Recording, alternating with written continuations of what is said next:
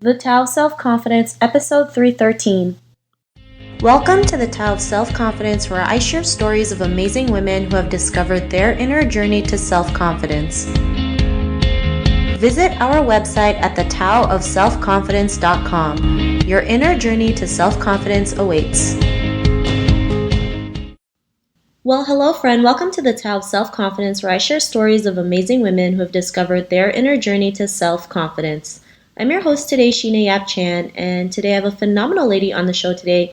She is a psychologist, and she is also the co-founder of the Asian American Psychology Association's division on Asian Americans with mixed heritage. And I'm just really excited to have her on and share her story with us today.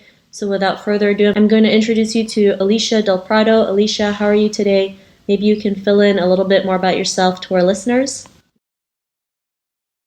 Oh, great. Thank you, Sheena. I'm doing really well and really honored and excited to be talking with you today. As you've said, I am a psychologist, and specifically I'm a counseling psychologist. I have a private practice in Berkeley, California, and I also work at the Wright Institute, where I'm a tenured associate professor there.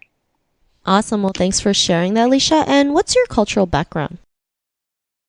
I identify as biracial. I'm Filipina and Italian, born and raised in the San Francisco Bay Area. And I'm really proud to be an American and also feel very connected to both my Filipino and Italian heritage. My Filipina identity is really important to me, especially because my fraternal grandmother, who immigrated to Daly City, California from the Philippines, helped raise me. And so that's really an important part of who I am.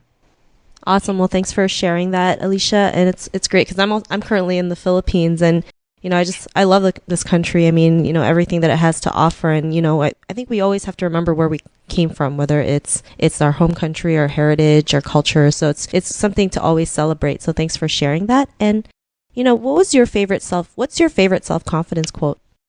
Yes, I have quite a few. The one that I really wanted to share today was actually from, well, it was, I think, kind of made famous by that movie, A Clea and the Bee, by Marianne Williamson. And it says, "Our deepest fear is not that we are inadequate. Our deepest fear is that we are powerful beyond measure. It is our light, not our darkness, that most frightens us.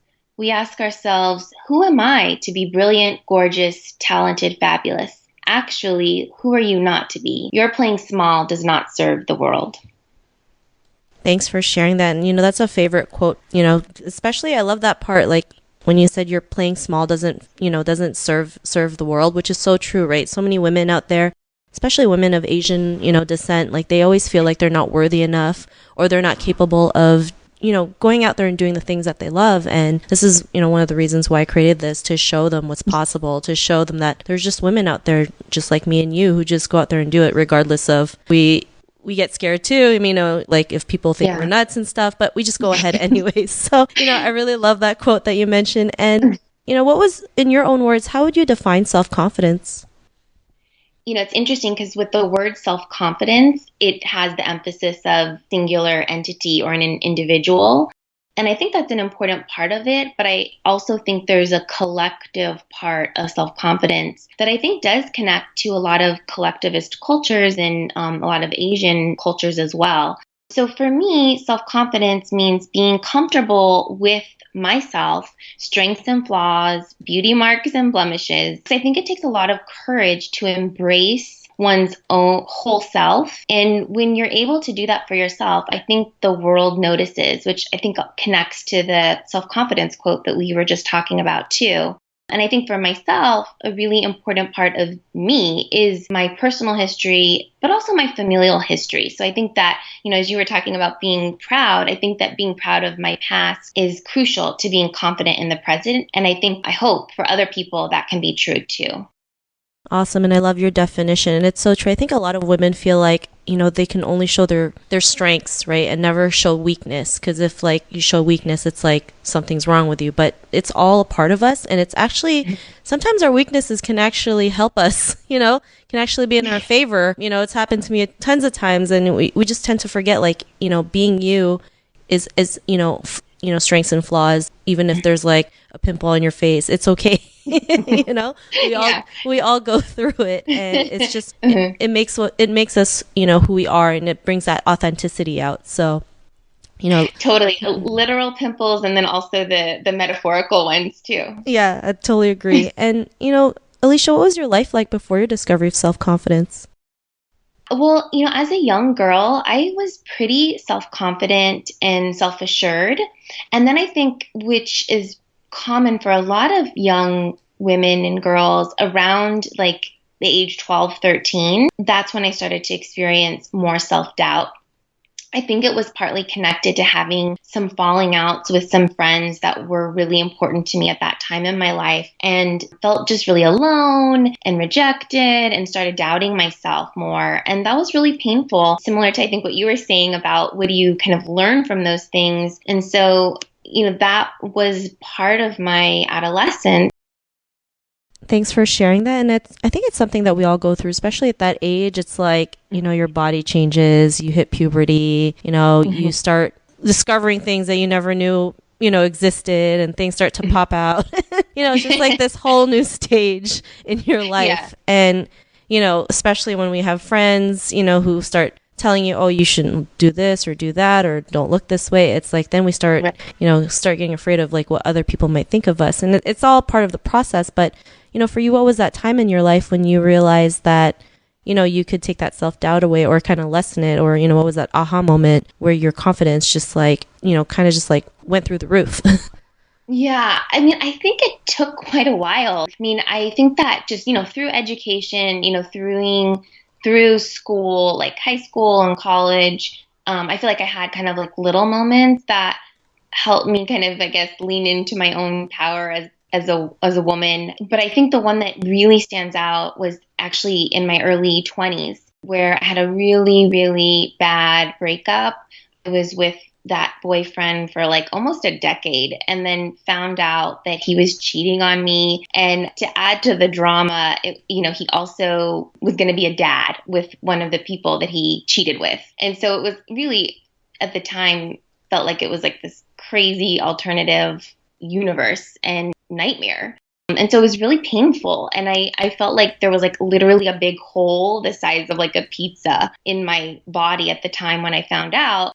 But every day, that I woke up and survived, like the hole got smaller, it shrank, and ultimately disappeared. And, by kind of living through that really painful kind of breakup and loss in my life, I just really, that's when I was like, oh my gosh, I can survive anything. Like, I'm going to be totally fine, and really felt like I can handle anything. And I think that helped me persevere when other, difficult things in my life have happened, whether it's been death or other losses that I've lived through. I think my faith in knowing I can get through this and I'm going to be okay. Thanks for sharing that. And, you know, we all go through like bad breakups, you know, some worse than Right. others. And, you know, Universal, yeah. I'm glad that you're able to take something as bad as this, especially in your situation, and, you know, see the light at the end of the tunnel, right? I mean, so many people kind of get stuck in their own story, thinking that they're not good enough, something must be wrong with them. And we all been there, right? It's like, why doesn't this guy like me? What's wrong with me? You know, is there something weird about me that he doesn't want to be with? But, you know, Yeah. these things happen so that we can become stronger and we can become better. And, you know, because of that, what's your life been like now? Yeah, well, I'm definitely not plagued with the same worries that used to weigh me down, as I mentioned in, I guess, adolescence. And instead, I feel like my head is really clear. I live very mindfully. I have two young boys, a 5-year-old and a 2-year-old. And when I'm with them, I really am I can do my best to just be present with them, listen to them when they laugh deeply, watch them when they smile. And just, I think that there's a clarity again that I didn't have before the aha moment that really allows me to just pursue my goals and my dreams in a very authentic way. Thanks for sharing that. And I love how you mentioned that, you know, you can, you know, serve and live in an authentic way, because I think sometimes it's what's really missing in this world, that authenticity, just learning to just, you know, be vulnerable, learning to be the real you and not care what other people think. Because especially, you know, growing up as an Asian woman, we've been bombarded with these standards that are really like Yes. impossible to keep up with. And, they're just somebody else's standards. No one's really set it in stone. So I'm really glad that you mentioned that. And to the woman who's listening to your episode, she may be in her own journey of self-confidence. What would be that one tip you would give to her? I would say follow your heart. I think that advice has served me well in moments of self-doubt, and I hope that other women and people listening will follow their hearts.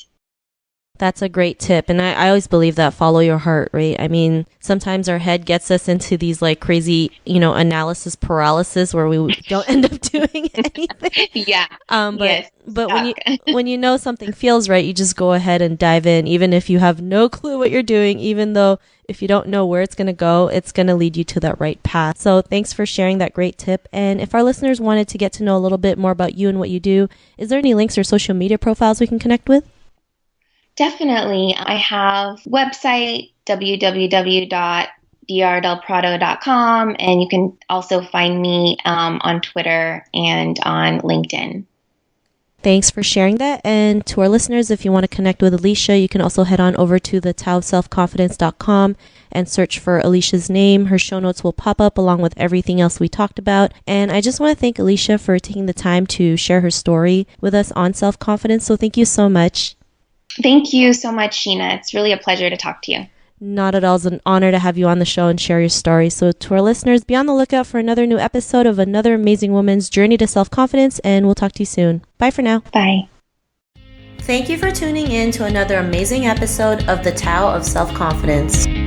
Get your free audiobook by visiting our website at thetaoofselfconfidence.com. Your inner journey to self-confidence awaits.